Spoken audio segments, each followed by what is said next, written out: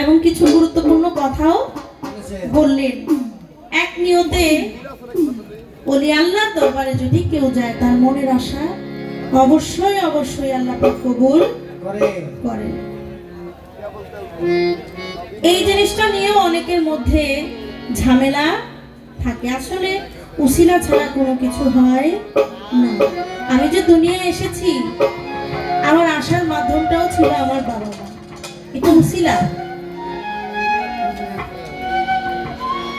এক ভক্ত তার গুরুর দরবারে অনেক বছর গোলামি করছে। গোলামি করার পরে গুরুকে জিজ্ঞেস করে, দয়াল এত বছর যে আপনার দরবারে গোলামি করতেছি,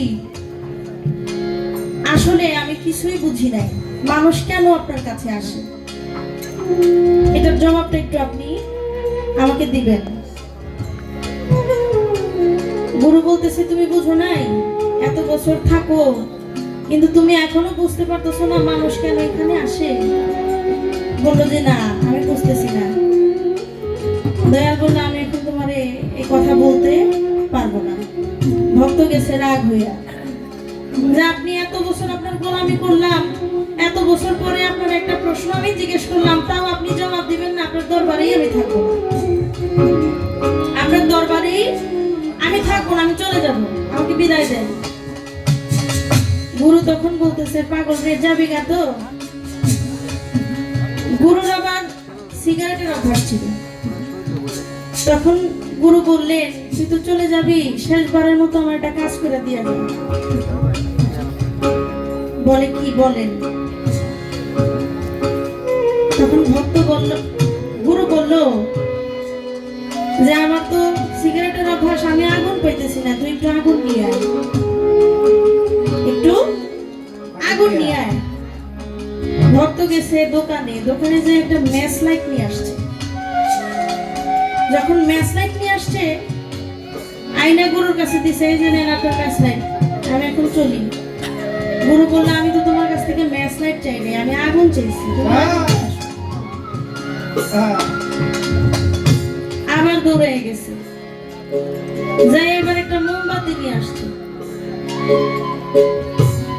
এই যে আপনার মোমবাতি, এটার মধ্যে ধরে তারপর আপনি খান।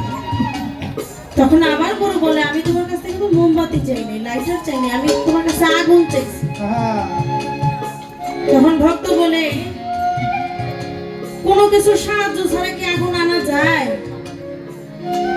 কোনো কিছু সাহায্য ছাড়া আগুন আনা যায়? একটা কাঠি লাগবে, হয়তো একটা মোমবাতি লাগবে, নালে যে কোনো একটা কিছু তো লাগবে আগুন আনার জন্য। তখন গুরু বললেন, আরে পাগল, তুমি সামান্য আগুন কোনো কিছু সাহায্য ছাড়া তুমি আনতে পারবে না, তাহলে আল্লাহকে সাহায্য ছাড়া তুমি কিভাবে পাবে? একজন গুরু মুর্শিদের দরবারে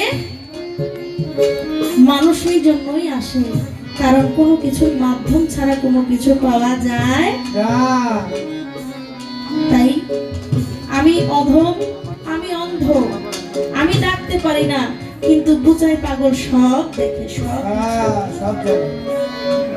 আমার কথা আল্লাহ শোনে না, কিন্তু বুঝাই পাগলের কথা তো আল্লাহ শোনে। তার মাধ্যমে হয়তো আমার কথাটা তার কাছে পৌঁছে।